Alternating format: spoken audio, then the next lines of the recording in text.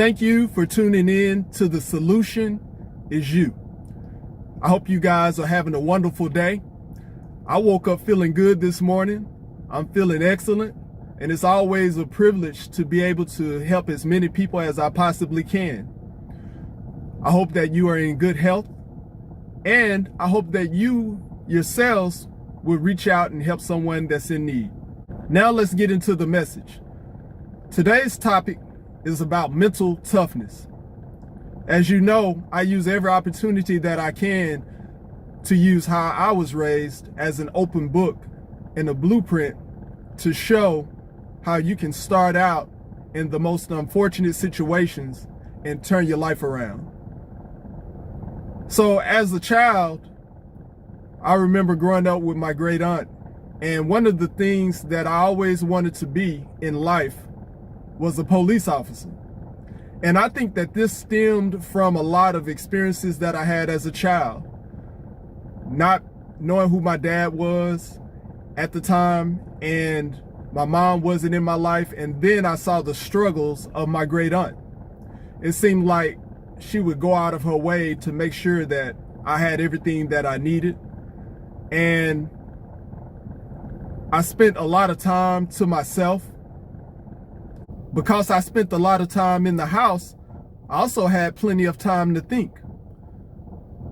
Don't get me wrong, my aunt made sure that I had plenty to do. This includes mandatory church on Sundays and Wednesdays. This was during a time where things was much simpler. I had to attend Sunday school, which kicked off at about 9 a.m. on Sunday mornings. And then after Sunday school, I had to go right into church service, which kicked off at about 11:15 or 11:30. And so church service lasted from about 11:30 to usually around 1 p.m. And we have those long-winded pastors, the ones who would say that he's wrapping up the service in about 30 minutes, and then before you know it, you're in there additional 2 hours. And then, we also had, during the summertime, Vacation Bible School. Vacation Bible School was the lick. Vacation Bible School was something that everybody attended. Everyone in the neighborhood attended Vacation Bible School. We had plenty to do. We had snacks, and we had the message, and we would have activities outside, which included basketball and some other activities. So we had a good time at Vacation Bible School. It seems like everyone in the neighborhood would show up every single day of that week for Vacation Bible School. And I would attend Vacation Bible School every year. And so some of the other things that I would get involved in would be Boy Scouts. When I was in grade school, I believe it was grades 1 through 3. I was a Boy Scout. So there was a lot of things that I learned and a lot of structure that was present. And I really enjoyed being a Boy Scout. We would take pictures, and we would go on different outings and field trips. So I really enjoyed that. And then, as I told you before, I was at the Boys Club. I grew up in the Boys Club. And I found out about the Boys Club through one of my friends who lived right across the street from me. He actually informed my aunt about this particular club, which is basically a building where it has various games and pool and foosball, table tennis, wood shop, arts and crafts, a gym, library. There was various field trips that we would go on. There was different activities, snacks, sleepovers, locker room. We would have field day. You could participate in many different sports. I was in soccer. I was in softball. Everything that you can name, I was involved in. And so once my aunt found out about the Boys Club, she went and enrolled me. And I think I started the Boys Club when I was about 8 years old.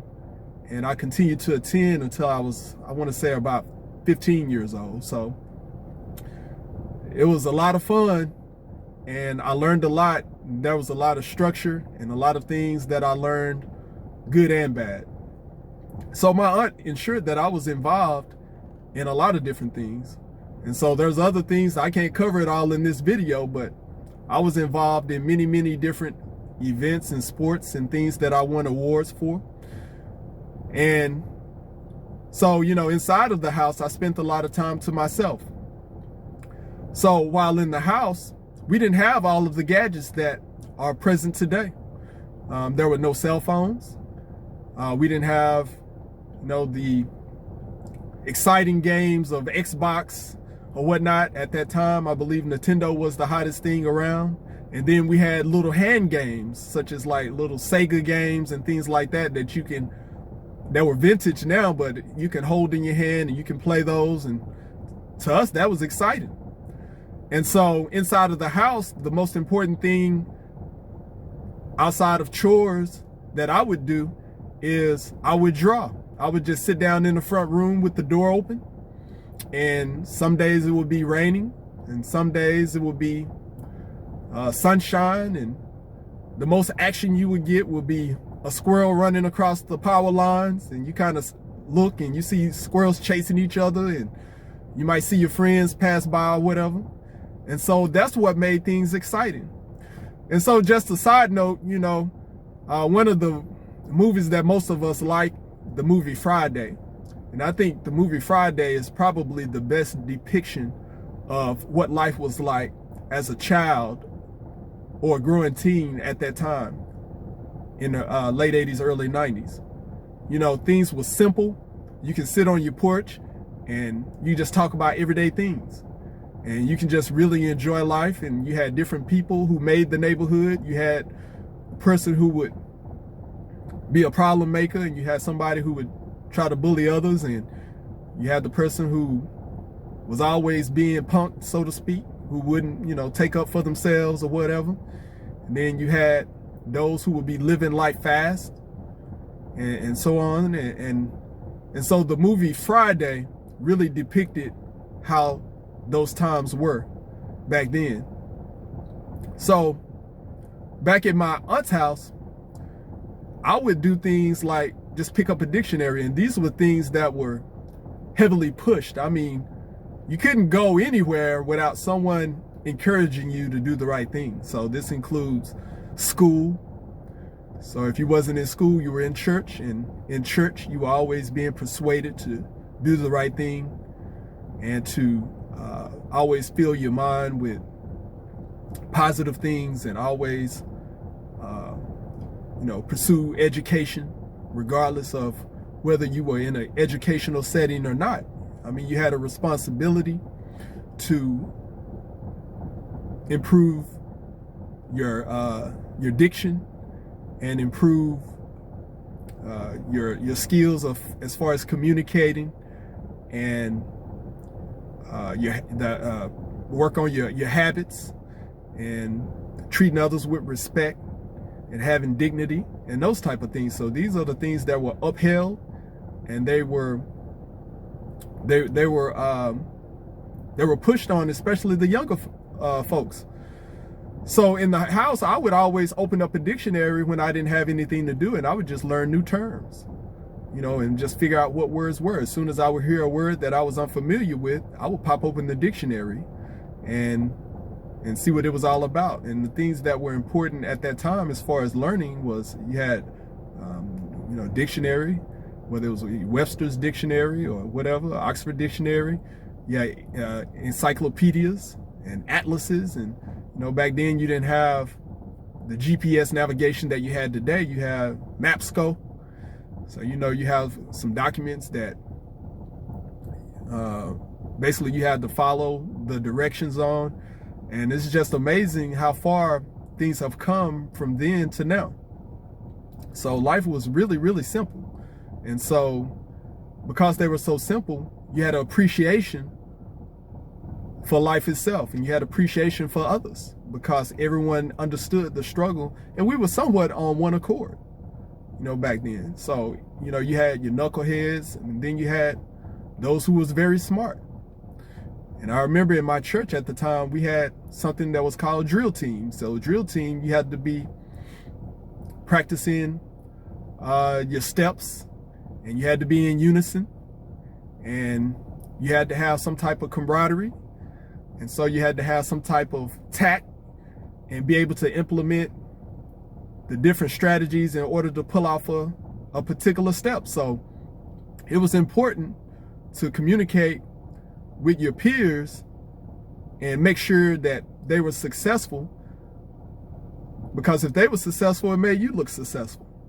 So, you know, those days were, like I said, very simple, but yet very needed and important, and a catalyst for at least where I am today.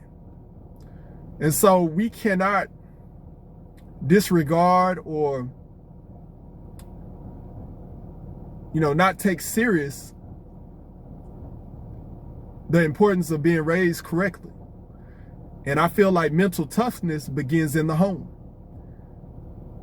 If we're not raising our children or the people that we are responsible for to have mental toughness, then who's supposed to do it?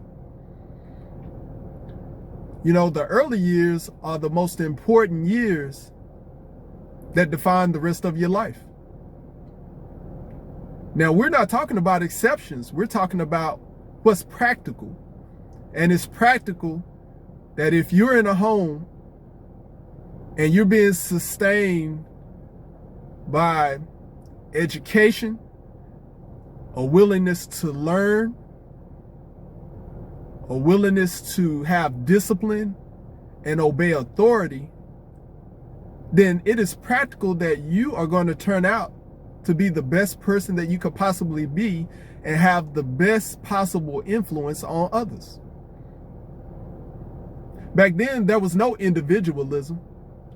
Individualism wouldn't get you far because there was no support for individualism.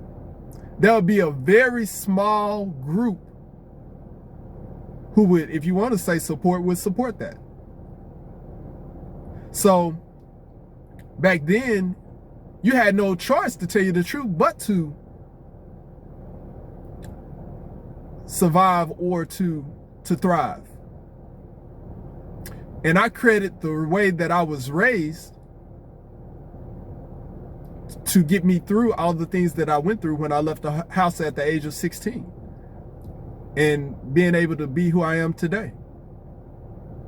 So when I was at my aunt's, I thought about being a police officer. I would tell her all the time.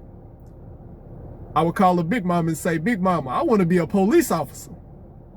I would tell her all the time, I want to be a police officer. I would spend a lot of my time watching the small TV, one of the small TVs that I would watch in the home. And I would watch Cops. And I would watch other shows that were law enforcement oriented. And those things really amaze me. And I think it amazes most of us, because no matter who we are, even some of us who are not doing the things that we should do, you know, I think all of us have some type of fascination with law enforcement. And as a young boy, that was my fascination. But I also looked at it from a hero standpoint. You know, because I had a lack of, you know, parenting or whatever, due to situations that I couldn't control, you know, and I didn't know my father, and, you know, that's not his fault. It's not my fault. You know, that's just the way that the cards were dealt. And, you know, my mom in and out of my life, so I felt some type of way about that. And I felt like it was up to me, because I would watch my great aunt go through so much. And I didn't really reflect on a lot of things that involved her, and really how hard that she was working to ensure that I could be as successful as possible. I didn't really reflect on that until I was much, much older. Actually, just a few years ago, I was reflecting on that. And it's amazing how you can be raised by someone and you never really reflect on what they actually went through until years later. That is amazing. And at the time, I felt like it was on me, and I needed to do something super to level the playing field. And so that was much more that I went through, as a child, as far as not being able to do the things that a typical young person of my age should have been able to do. And, I thought about that and I internalized that, and I wanted to use those things to put me in position to make change when I became able to. And so I wanted to be a police officer. At that time, I believed that I had whatever it took to change the world, to make a huge impact in the world. And so I was actually in a Explorer program, which was not too far from the house, about maybe 3 miles from the house.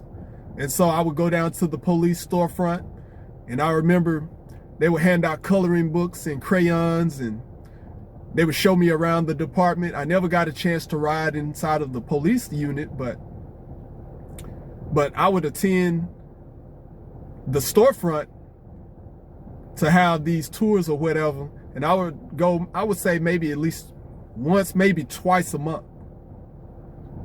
So this was huge. So all of these different programs and organizations and things like that I was involved in was huge, because it taught morality and it taught discipline and how to have structure and how to control your mind to do the right things and to pick up good habits and to promote those good habits, to ask questions and to get clarity on things that I didn't understand. And so today, as I look at the local news, and when I'm out in public and I'm looking at the various people who, you have folks who get attitudes and play the blame game, and there's a lot of excuses and stuff that's being shuffled around when you don't get your way. We see a lot of our youth being shot out in the streets over disagreements, and there's a lot of emotional tension. What I feel when I see these things and I'm hearing these stories, a lot of times it's like a lot of confusion, like the world has been turned upside down and people are just in a confused state. And it's almost hard to explain because it has gotten that far out of hand. But the solution is really simple. And I think those who are pro-individualism, now why would people be pro-individualism? Because when you don't have to focus on the next person, this is what I believe, when you don't have to focus on the next person, then that's less of a problem for you. Because it takes a lot of effort to pull the next man up. It takes a lot of effort to change a person's lifestyle. But the way that folks have been conditioned, and this has been going on for a number of decades. This has been in the works for a number of decades. So when things have been going on that long, it almost appears to the common individual as if there's nothing that they can do to make a change. Which that is not the case at all. That's always something you can do. If you understood the reason, the purpose of why you're here in this earth, and you understood what your purpose is, then you would know that that's not true. But there's a lot of things at play. There's never ever one thing that's responsible for anything in this world. There's always a variety of things that impacts a particular situation. But that's always something that one can do in order to change the scope of whatever it is you're trying to do. These are just excuses as to not do anything at all. Mental toughness is very essential. It allows us to communicate with others, to get an understanding of who they are, what they represent, and allows us to work together. Mental toughness is important in the workforce and the business world because it allows us to persevere, be able to be winners, understand the struggle of what it takes to build and grow, become accomplished, and go on to do great things as we age. Mental toughness is very important, and it's important that it starts in the home.